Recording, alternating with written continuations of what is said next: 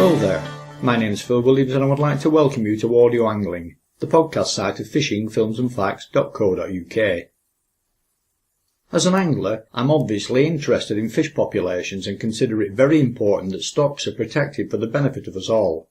So to some extent, I can see where the Icelandic authorities were coming from between the 1950s and 1970s, when, as a nation with few terrestrial resources, they saw a need to protect what they deemed as being their only natural resource, which in this case happened to be fish. But equally, I can also appreciate the stance taken at the time by the British fishing industry, backed by both the British government and the Royal Navy, in continuing to fish what at that time was not internationally recognised as being Icelandic territorial waters. What I do find difficult to take on board is how two previously friendly nations can reach the point of a military standoff with all the potential risks that entails over what amounts to little more than a very big shoal of cod. But maybe that's too simplistic a way of looking at things. Nevertheless, the navies of Britain and Iceland did actually square up to each other, and both the rights as well as the lives of British commercial fishermen were put at risk in what would ultimately escalate into a full-blown international incident, with implications for strategic NATO bases at the time, when the Cold War as well as the Cod War were at their height. With me here is Les Hall, who was personally involved in some of the infamous skirmishes with the Icelandic gunboats Thor and Odin in the final rounds of the conflict. But before we get up into Icelandic waters, perhaps you could fill us in on a bit of the detail regarding your personal role in all of this. When you left school in my day, I was only 14 years of age. You either worked on the docks, on the trawlers, ICI, railway company. There was loads of work. I left school on the Thursday and got a job on the Saturday in a motorbike shop because I like motorbikes. Nick Lancaster's on Polton Road in Fleetwood. I got a job there, but I didn't stick there. I ended up going to sea because that's what most lads did in them days, you know.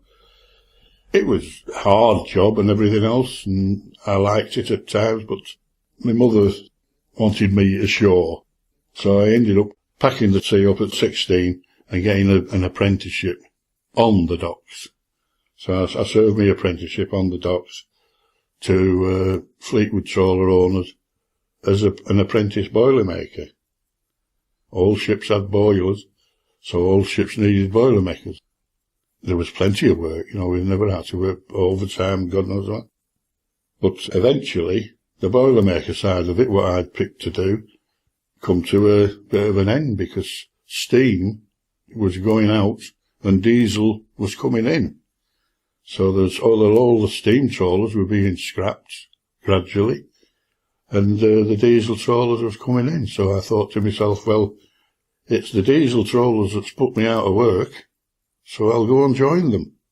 So I did do. I went and got myself a greaser's job, and that's where I ended up doing 22 years. I ended up as a chief engineer on the first freezer trawler in Fleetwood.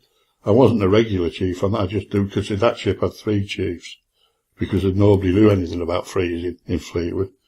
And I went for 3 brand new vessels with the same skipper. I got with a skipper called Victor Buschini, and I was with him for 18 years, I think it was, something like that. And we went for 3 brand new ships. We went for the first Armana, and then we went for the Moretta, and then we went for the Casilla. And I was chief engineer, quite happy doing that job. I was really happy until the Cod Wars came along and made the job awkward. It made the job virtually impossible at the end. Had they started using stern trawlers by that stage, or were they still using the old sidewinder design? The first one was Armana, Manumar, keep the names but change the boats, if you will. So the Armana I went for was the first one I went for with Victor, and she was a real modern type crawler, built at Goole on the east coast, and she was a modern diesel trawler. I think she was about 500 tons or something like that, and she was quite a fast boat. All mod cons after the steam trawlers where you didn't have proper washing facilities or you didn't have this, that and the other. In these you had showers, and chief engineers had their own cabin with their own toilet and shower. You know, really modern boats. They was a pleasure to sail in after the others, really. But still a hard life nonetheless once you reached Icelandic waters. No matter how big a boat or how good a boat, when you get in a force 10 gale, it's the people that are handling the boat that make it a good boat.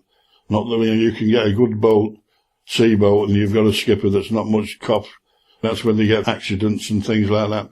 With me being an engineer, I used to go on the bridge sometimes and I used to see these waves coming at us and I used to think, ooh, I don't think I could do the job up here. Let me get below where I can't see them. So, you know, the boat looked very small. I should imagine if you're in the Queen Mary in a storm, it still looks small. The sea's big and you've got to respect it and do what you think you can do. But the boat's only a boat. As we know, we've lost that many of them. Not knowing what's happened, but it's usually the sea that's took them. You're there, but you're not earning, because all you can do, I presume, is more to slowly head to wind to try to ride it out. You've got to do, yeah. I've seen us in the Chrysilla, which was a big freezer trawler, take 24 hours to get from the Isle of Man to Fleetwood, because we got halfway across and we got this southwest severe storm and we just had to dodge head to wind for 18 hours because we don't turn around and go the other way. That's when the ship's always more vulnerable down the wind than it is head to wind. So that's what we had to do, just dodge it out. That's all part and parcel of the job. As you've said, you had the relative comfort of working down below, but you must have also seen what it was like up on top. So what was life like, even on such a modern trawler, for men doing the actual fishing? You get people saying miners had the worst job in the world and all the rest of it. And I don't dispute that a miner's job is a dangerous and a horrible and a dirty job. But a deckie's job, how they got them men to do that, I don't know. And then there's also, on the steam trawlers, there was the firemen. And all they used to do was shovel coal into a fire for 6 hours and go on to 6 hours sleep, then 6 hours doing it again. 12 hours a day, shoveling coal into and it'd be pitching and tossing and, no, it's unbelievable that they could get firemen and deckies to do the jobs, as far as I was concerned. I used to think to myself, I'm glad I'm down here, out of the road. But like I say, on the steamships, if I'd have been in steamships, I'd have had to do the same. But I was lucky, I was one of the lucky ones where you didn't have to go pulling ashes up. And they had to pull ashes up and throw them over the side, go on the deck, and in a white t-shirt, you know, and things like that. Freezing cold weather. No, it's unbelievable until you've seen it. It's hard to explain, but you can't understand how people did it. But I mean, it was just what they were brought up to do, more or less. What was the procedure then if you had serious accidents or illness midway through a trip? If you had accidents and everything, well, it just depended on what sort of an accident. You know, if it was a serious accident, well, you'd have to cry for help, and if you could, get help, or go take them into harbour, and usually, if you was away from anybody, well, it was just a case of hard luck. We've had to take people in to Norway, places like that, but we've had to steam 30 odd hours to get them in, if they're hurt. We can only do what we can do, we're not doctors, but we can help them. If the skippers had morphine and things like that to inject them with it, because you get some real nasty injuries. For instance, a warp party, this is one of the warp jobs, but it wasn't with a gunboat. It was because we come fast on the bomb. And it was a stern dragger. The chains, what was holding the doors up, they swung round, and it really near scalped one of the lads. All the back of his scalp was up. But another one, his hand nearly took his thumb off. We was in touch with the doctor, and they said, just keep him awake, don't let him go to sleep.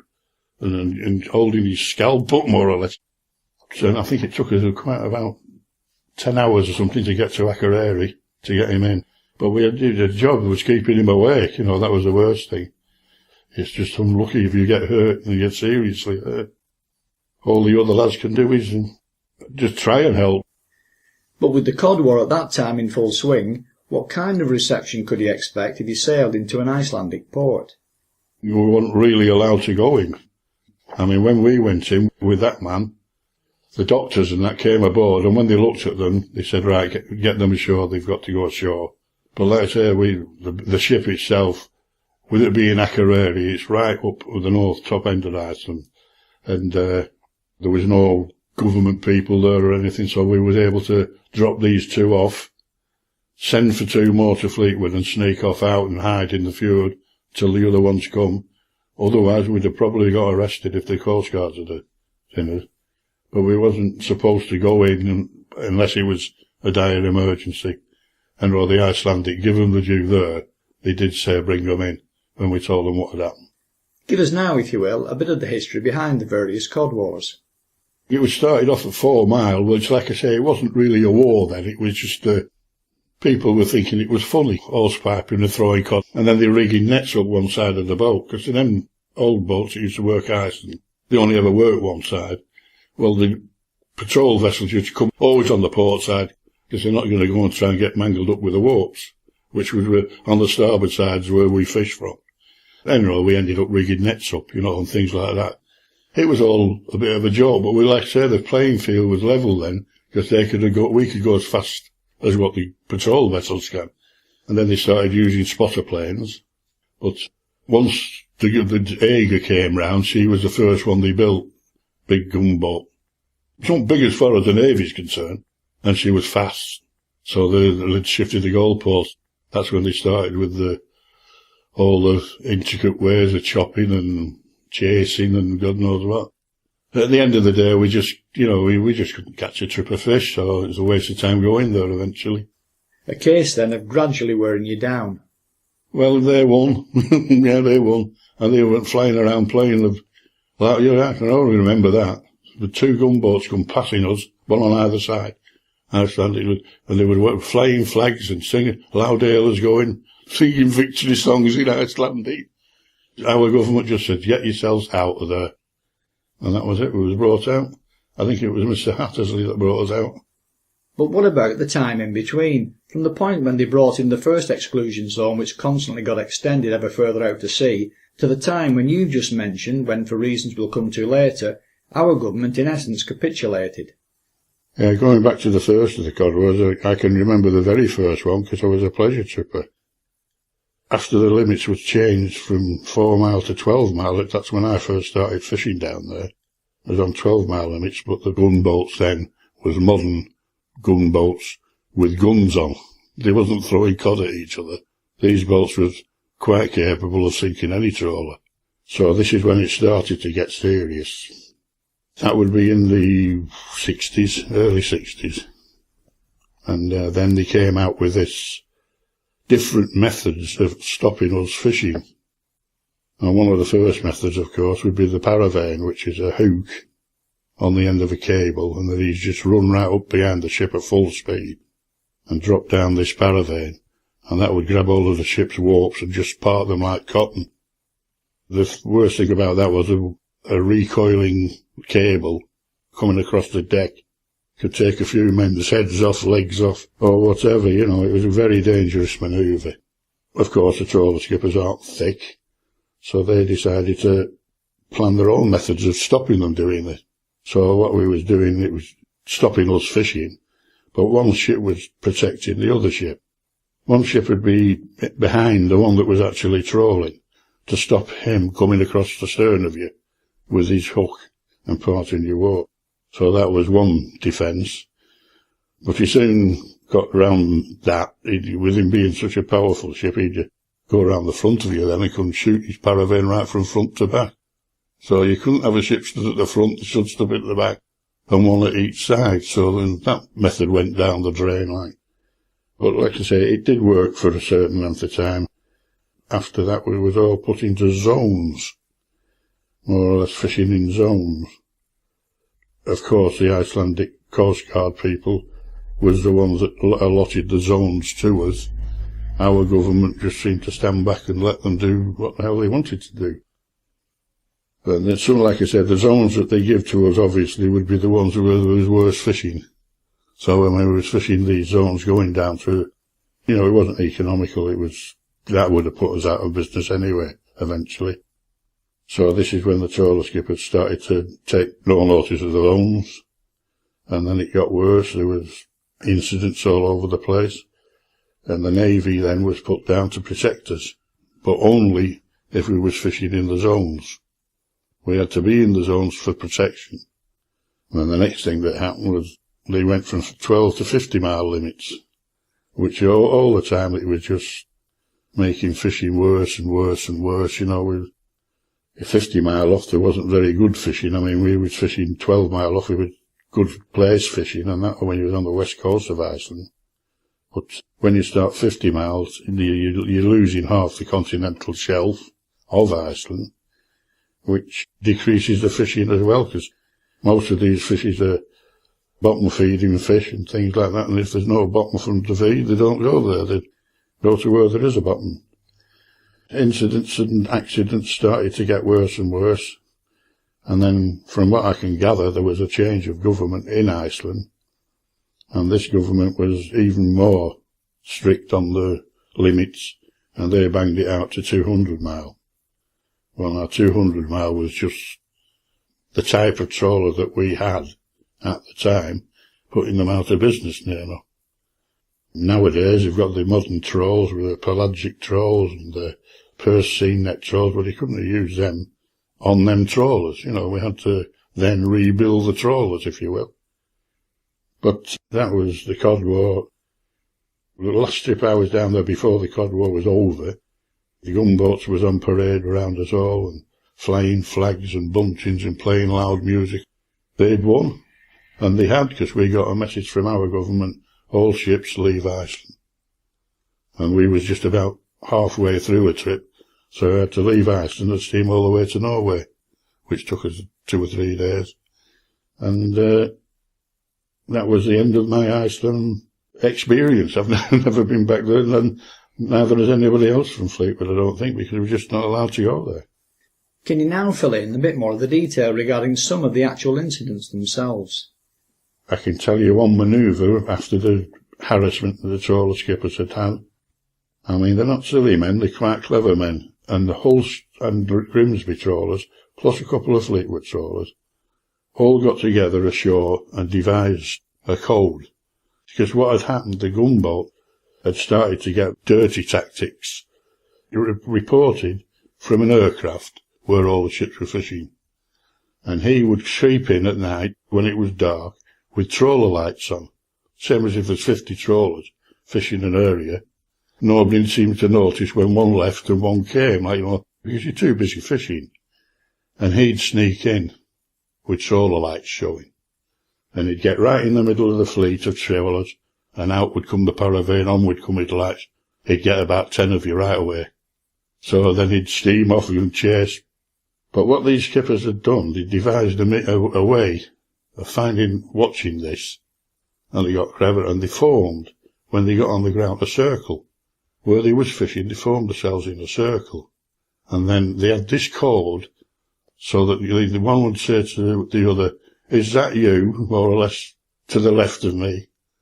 And if you never got an answer right, because they do it in code, you see, if you never got an answer right away, they knew it was either the Ager, the Odin, or one of, and then they'd form a circle round him.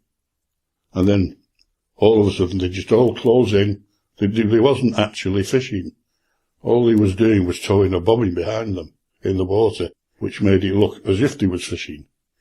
And then all full speed, and it was an incident that I don't think was ever reported, but they all closed in on it, and one of them, when you've got a 360-degree circle thing coming at one thing, one of them is going to clobber him. And they did. They hit the Ager on the bow, and we heard a couple of their crew was injured in the collision, but they didn't sink him, but they damaged, I think it was the Everton, got his bow damaged. And that was that little tactic. But so they were definitely intent on sinking that ship, though. They'd have risked themselves and everything else, and they would have rammed that gunboat if they got the chance. But that tactic fell through as well. And after that, like I say, it came to the end. But there was a lot of very dangerous manoeuvres. There was talk. I can't really say because I never actually seen this happen. But there was talk of some of the skippers taking double-barrel shotguns to sea with them, firing them, and I could imagine that did happen. But I didn't have no proof of that. But I have proof of the manoeuvre that they did there. And then there was another time when the man of the Royal Navy was there, But one ship, I forget what ship it was, a Grimsby trawler, had really gone over the top because the limit was 200 mile and he'd gone into about 15 mile off the land and decided to see if he could. And they reckoned the gunboat came after him and started to fire live shells. And the HMS Polisher, I think it was, one of the naval boats, decided if you fire any live ammunition at that ship, we'll sink you. And he went in, flying in after him. He wasn't supposed to go in 50 miles, but he chased the gunboat back to Reykjavik. But the only thing was, next morning, he was dragged back to Chatham. The reason that our government gave him was he was too aggressive. And that was that. So that's the sort of situation it was. It was a no-win thing for the trawler skippers. I mean, they had to go down there and catch fish. If they didn't catch fish, they come back and they got the sack because they'd not caught no fish. And it was the same for all the crews. We came back, we had no money. And that was the Icelandic Cod War. From what I can gather now, we're buying fish off Iceland. But now, with hindsight, do you still blame the Icelanders for wanting the same type of 200-mile limit which we in Britain operate today? At the beginning of the time, yes, because there was no Icelandics. Fish where we fished. Their idea of fishing was to get themselves, the Icelandic lads, was to buy the sell a boat like they do here, small boat, and just go out in the day, in the morning, back at night, land, and that sort of fishing, like what we never did. They couldn't fish, the big trawlers from Iceland. They had problems fishing where the Fleetwood people and the Grimsby people fished, because it was that rougher ground that they devised trawls with these 22-inch iron bobbins. Well, the Icelandics hadn't got round to that idea then, and they was going there and losing all the gear and steaming to fish at Greenland. They was going over to Greenland and fishing there. So really, it was their fish in a way, but I mean, to catch it, it's nobody's fish until it's caught. It's the same as if there was two fishing round England. I would say, oh, hell no, this is our fish, get them out of it. Which they did eventually. But now, I don't know what goes on round there now, but something must go on round there because they're selling us, bringing cargo boats over full of containers full of fish. Otherwise we wouldn't be able to keep the fishing industries viable, I don't think, now, if it wasn't for that and furrow. From experience, I know that Iceland is a harsh, barren place, so the argument was that their territorial waters was the only natural resource available to them, leaving them with little other choice. Well, yes, I can go along with that, but I mean, also, that one of the things that I think had a lot to do with them wanting us out and everything else, although it really didn't affect us trawling, but there was the big NATO base at Keflavik. Now, there used to be these big 10-engine jobs coming in every 20 minutes or so. You'd see one of them landing and one going up. So I think actually that had a little bit of to do with keeping us away from Iceland. The fact that the Americans were there and the Russians were at loggerheads with each other. Somebody might drop a bomb on Iceland. You don't know what their mind was. They might have been thinking on that line. But like I say, it had nothing to do with us fishermen. The NATO base was actually the Icelandic authorities' trump card. They knew very well its strategic importance during the Cold War for keeping tabs on the Soviet Navy, and therefore threatened to close it if the UK didn't order its trawlers out, which under pressure from the Americans is what we actually did. Yeah, that's what I heard. It was on the television, that, I don't know what they would call them, that would be the boss of the NATO base. From what we heard, they'd offered to give Reykjavik television, install it, but because Keflavik was a city, an American city, had a big fence right round it, and nobody was in there, only the Americans.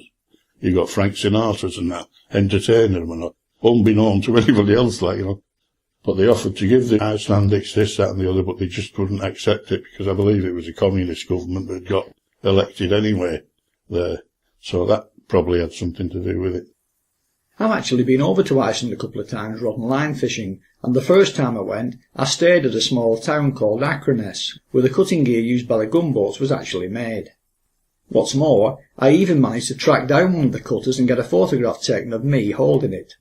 I couldn't actually believe how small it was. I mean, I could easily hold it in one hand, but obviously it was very effective just the same. Have you really? Yeah. It's just like a U-shaped, like a plough, wasn't it? It reminded me of a small squashed-up fisherman-style anchor with blades on the insides of each tapering V, feeding the warp down across the blades until it finally sliced them through. And it did. Just one tug and it was bang bang both warps. And he went with a bang as well. And with them, another expensive net. Oh, I can give you for instance with us. In the Moretta, we was down there, and this is another tactic of the gunboat. He would spot ball one ship and concentrate on that ship. And we was spot ball this time in the Moretta, and Dave Ackey was skipper, and every time we shot or tried to shoot, he'd be there. And we ended up, we had no warp aboard the winch, we had no nets left, no nothing. We had to come back to Fleetwood. We came back to Fleetwood, and we had no fish neither, and no gear. It just harassed us that much that we couldn't fish. And that was, we ended up 26-day trip, and no fish. I mean, you go to the trawler owner saying, we're very sorry, but they weren't interested really. I was lucky, because I was chief engineer. I went home with £3 for 26 days. The deckies on the ship was going home, owing the firm £40s and £50, which was a lot of money, because what happened, with the way we got paid, they used to take your wages, give them to your wife, out of your poundage. But if you got no poundage, there was a firm that said, so you owed the firm money. And some of the deckies on that ship, that trip, owed Marses £50 each. Did you personally experience any incidents where the warps came whiplashing back into the boat? Not that I know of, no, not seriously injured everybody. They give people quite a fright, like, with them flying back. But I don't know of any instances where they actually did hurt anybody, but it's always the chances there they could take their legs off or take their head off or anything with a flying 2-inch rope recoiling on board the ship. It was a dangerous manoeuvre, very dangerous. And then the ramming part of it, that was the Navy's job. That's what they ended up doing, chasing the gunboats and ramming them. When the gunboats was harassing it, the Navy had the upper hand. We couldn't, you see, because the gunboats could do 20, 30 knots, where the Navy could do 30, 40 knots, some of their shit, where we was only 10, 15 knots, full fleet. So the Navy did get a bit violent with them at times. And there was a few things on television of the Navy ramming the gunboats or colliding with them, There was damage done to the boats, obviously. You don't bang ships together in the sea and not get damaged, but I don't think there was any real serious injuries happening to anybody, luckily. Were there ever any shots fired from either side's big guns? I don't think so, no, not our Navy, no. But they reckoned that, like I said, this guy that had gone right inside, they reckoned that the gunboat was either firing blanks or, but Paula said when he said he could see that we did man the gun on the bow. Now whether it was firing blanks or what, I don't know, but he just warned them. He said, if you fire another shot, we'll sink you. And with European fish stocks these days in crisis due to poor quotas and controls on foreign vessels, do you think the Icelanders may have had a point, and that we perhaps should also be doing the same? Well, now you would think the Morecambe Bay area is not being fished by anything like, well, we don't know of anything like it. There might be other French and other ships doing it, but around the area around here, Morecambe Bay, there used to be 30 and 40 prawners and smacks and that fishing out of Fleetwood. And they all used to come in with trips of fish. There was only fishing in Morecambe Bay area. But now you go in Morecambe Bay and... So why are fish stocks still struggling if there are less boats out there fishing for them? This is the thing that I can't understand. I would have thought when all the ships and everything left Fleetwood and Fleetwood was shut down as far as it being a fishing port, and all the prawners disappeared from the Jubilee Quay, I thought, ooh, lovely, rod and liners are going to have a heyday. But it's just gone the opposite way. And once over, anybody will tell you that's done angling, you could go out there and you could fill your boots up with whiting and stuff like that. But now, whiting, it's more or less extinct, except for little teeny ones. It might be that other species are eating them when they're small, I don't know. It might be one of them sort of things, because what we do, us crazy anglers, is if there's a shortage of fish and everything, we usually gut them and find out what they're eating. A lot of these dogfish that are around here are full of small whiting, so they've got the blame. We've blamed the dogfish because the bay is alive with dogfish. We used to call them nurses. But on the piers, off the beach and everywhere, off the boats, are a bloody nuisance. You can't catch anything else but them. Years ago, there used to be seasonal cod around January or February.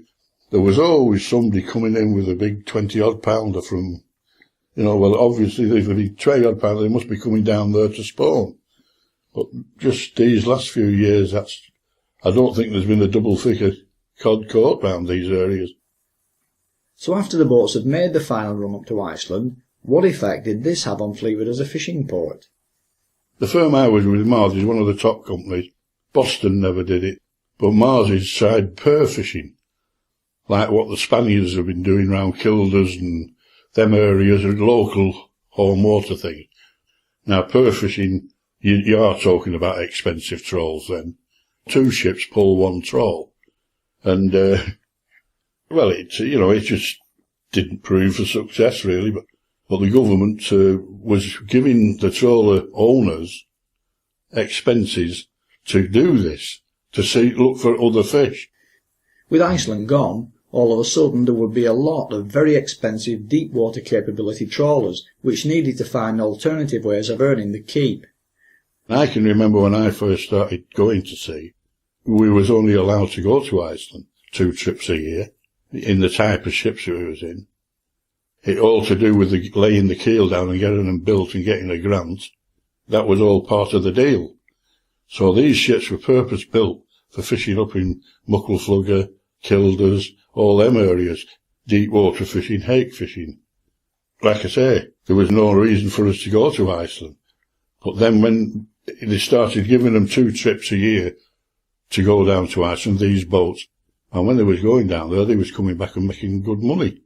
So consequently, they was making more money there, and then the government eventually took this clause off where they could only have 2 trips, and they said they could go, and that was like the beginning of the end for the Cod War, because they're going down there, they made a lot of money. The 1960s was like the boom year. Like I've got a graph in the museum, and it's 100 weights of fish landed. Obviously, the more 100 weights of fish landed, the more money they make. So the 60s is like this, then all of a sudden it goes down 1 step, and that's when the Cod Wars had ended, then down another, and then all the trawlers then started going on oil standbys, because the oil industry was booming. Ships that wasn't doing any good fishing was stuck on standby jobs around the oil rigs, just there as safety vessels, more or less. And what about the effect on Fleetwood as a town, with so many people reliant in the various ways on the fishing industry's success or failure? The fishing industry in Fleetwood was one of, or the main industry.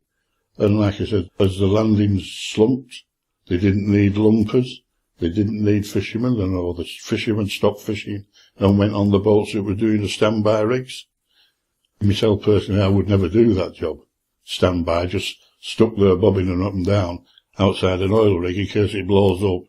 So gradually Fleetwood has been on a slippery slope for quite a few of the 60s, 70s, 80s, and right down to this present day, when now I feel sorry for the young lads that are just leaving school and that, because I don't know what they're going to do around this area.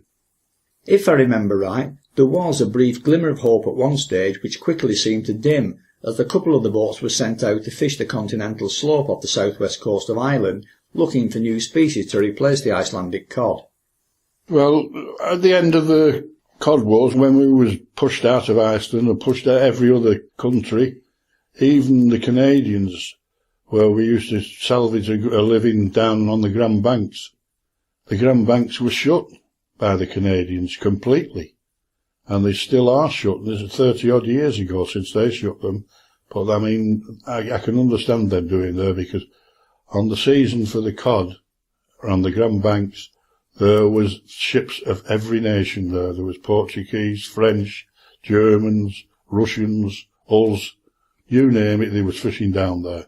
So the Canadian government, at the end of the day, must have said, well, that's it, finished. And I believe now they send out 2 or 3 ships a year to test them, and the cod has never, ever gone back there. Anyway, like I say, in the time that followed there in Fleetwood, we was desperate for where to fish. They tried the pearl fishing experiment, and that hadn't really paid off. So the only other thing now is that the owner said, well, we'll try deep water fishing. That meant we could fish with our ships deep water, but just barely touching the limit. Because to fish in 100 fathom of water, you've got to have 1,000 fathom of warp on your winch. Because it don't go straight down, it trails behind you. So they tried this out on various things, and the Whitefish Authority then decided that they'd charter, because the trawler owners wasn't willing to risk, as far as I can gather, and I can't say as I blame them, they wasn't willing to risk the ships and the gear, the costs would have been, and it was a government thing that had dragged us out of Iceland, so I think the government must have felt guilty and said, well, we will charter a few trawlers to do this. And out of Fleetwood we got I think they did it, a ship out of Aberdeen and a ship out of Grimsby and a ship out of Hull, more or less went round the ports to try this experimental fishing. And our ship was one of the modern trawlers, one of Marsy's modern ships, the Looneader, and that was under skipper Bill Reeder, who's a pal of mine. Bill said, well, okay, but to go in this deep water, we're going to have to go way off the fishing grounds, way out to the west, which they did, and they fished. They did a normal type trip, and they caught a normal type amount. I think he caught about 200 or 300 kit of fish, which is normal for home water fishing at that time. Anyway, they brought in the samples of granada, there was black scabbard, blue whiting, and various other things that people had never even seen. They didn't know they were like unknown varieties, except the experts came with the Whitefish Authority and recognised what they was. Anyway, one of the fish merchants from Finder's Fish said, well, we'll advertise it to the public to come down to the fish house. We'll cook some of this fish and see what the housewives and that think of it all. So out of the trip there was granadas, black scabbard, blue whiting and various others. It was all just cooked in different ways. There was some boiled, some fried, some battered, and the public went down. And then I can remember the time there was quite a good showing of people went down there. Anyway, they had the fish and they tasted it, and then they had the fish how it would look on a fishmonger's slab. And unfortunately, for the black scabbard and the others, they didn't sell with the housewife. Now that's who buys the fish, is the housewife. So at the end of the day, the whole experiment took a back seat and disappeared into the distance like everything else. The Whitefish Authority, you can't blame them. They tried. The skipper, he went and tried and brought them in, but it's just like anything else. It's what you're used to eating, I suppose, and you can't just turn people around. Anyway, it died a death eventually, unfortunately, and like the rest of the fishing industry, the deterioration started from then. I actually remember the trip being big news on the TV at the time, and the people who'd tried eating the fish also being interviewed, one of which said it tasted like rhubarb and custard. I can imagine that would be one of the unknown species, more or less. Yeah, there was some queer-looking things, honestly. All head and no tail. Well, I mean, that must be a relation of the monkfish, because they're all head and no tail, but the tail's beautiful. It didn't take off anyway. We never heard no more about it, but the Whitefish Authority seemed to drop interest in it, and that was it. So what's the future for deep and distant water fishing from UK ports? Well, like I say, this purse seine netting and this new-fangled trawlers, they're not trawlers now, they're fishing machines. You can't call them trawlers, because they've got pelagic trawls, they've got bottom fishing trawls, and they've got these purse seine nets. So actually, the fish haven't got a chance. So at the end of the day, we're going to modify ourselves out of business.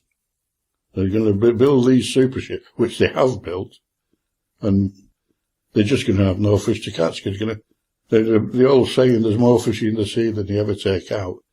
I don't think that's true now. I honestly don't. They said that once over you could walk across to Norway and places like that on the top of cod's heads, but not anymore, you can't. Not anymore. Which suggests that with hindsight, the Icelanders were probably right. Exactly, I do. I've got to agree that you've got to conserve. I do agree, and like I said, I think we'll end up with any cod you can buy or any fish you can buy that's of what you remember, they'll be coming from fish farms. Which to some extent it already is, particularly bass, which the supermarkets can sell under the minimum size limit set for wild fish, which some unscrupulous so-called anglers are using as a loophole to take in mature undersized fish. Wouldn't you think that with the lessons of the past to draw on, some of which we've touched on here, people would actually start looking beyond the short term? But they don't. My thanks then to Les Hall for sharing with us his memories of the decline of the distant water trawling fleet and its main west coast base at Fleetwood in Lancashire.